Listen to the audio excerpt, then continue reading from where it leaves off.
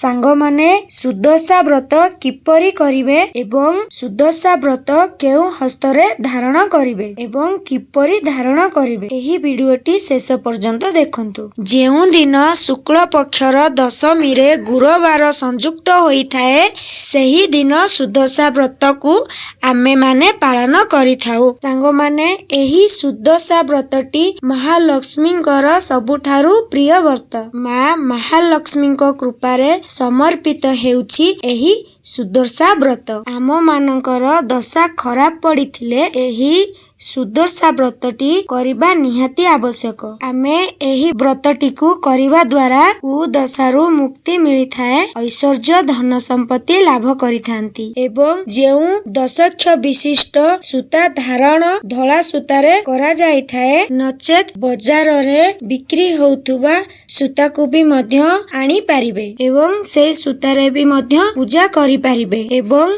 सेथिरे टिके गंगा जल छिंची एवं हलदी टिके पकाई शुद्ध करी मां लक्ष्मींको नामरे 10टी गंठी देबे एवं सेही सुदशा व्रतटी को नहीं महालक्ष्मींको पाखरे रखिबे। सेथिरे चंदन सिंदूर दुब फूल चाउल देई पूजा करिबे एवं पंच पूजार विधि रे आमे जेते बेले मां लक्ष्मी को पूजा करिबा सेही सुदशा व्रतटी मध्य पूजा होइथाए एवं पूजा शेष रे आपण माने व्रतटी को आनी आपणकर डाहाण हाथरे पिंधिबे। सांग माने एही व्रतटी रे पूजा जिनिस 10टी लेखाए पूजा करा जाए, जेमिति कि फूल 10टा, फल 10टा, दुब बरकोली पत्र 10टी एवं 10टी गुआ हलदी खंड 10टी एवं गौरी व्रत गजल सिंदूर एवं व्रतरे 10टी गंठी एवं 10टी पुर दिया मंडा पिठा प्रसाद रूप रे चढ़ा जाए। सांग माने एही व्रतटी करिबा द्वारा